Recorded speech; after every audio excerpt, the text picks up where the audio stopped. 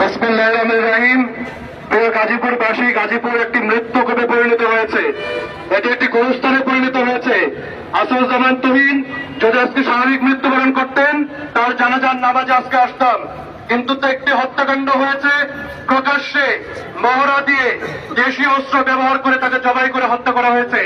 তারপরে Gazipur metropolitan police কিভাবে দায় না নিয়ে থাকতে পারেন, সেটি আমরা রাজনৈতিক নেতৃবৃন্দ, সামাজিক সংগঠনের নেতৃবৃন্দ দেখব।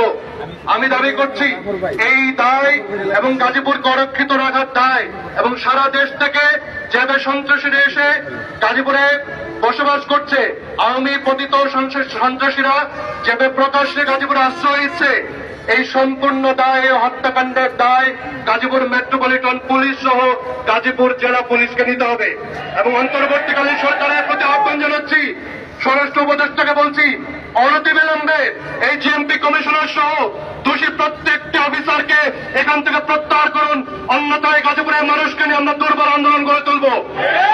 আর একটি নিরীহ মানুষকে অস্বাভাবিক মৃত্যুর মুখোমুখি আমরা হতে দিতে চাই না।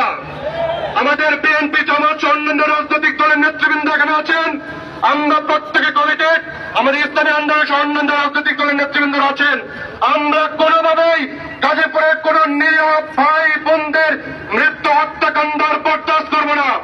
জাতীয় নাগরিক পার্টির পক্ষ থেকে, বৈষম্যবিরোধী ছাত্র আন্দোলন, আমাদের যুব শক্তি এবং আমাদের শ্রমিক উইংয়ের পক্ষ থেকে আসাদুজ্জামান তুহিনের এই মর্মান্তিক হত্যাকাণ্ডের শোক প্রকাশ করছি, তার পরিবারের প্রতি আমাদের সমবেদনা প্রকাশ করছি, এবং এই পরিস্থিতি কোনোভাবে চলতে দিতে আমরা পারি না। গাজীপুরবাসীর প্রতি আহ্বান জানাচ্ছি, আপনারা আপনাদের প্রত্যেকের জায়গা থেকে সোচ্চার হন। এভাবে বাংলাদেশ চলতে পারে না, এভাবে গাজীপুর মৃত্যুকূপ হিসেবে টিকে থাকতে পারে না।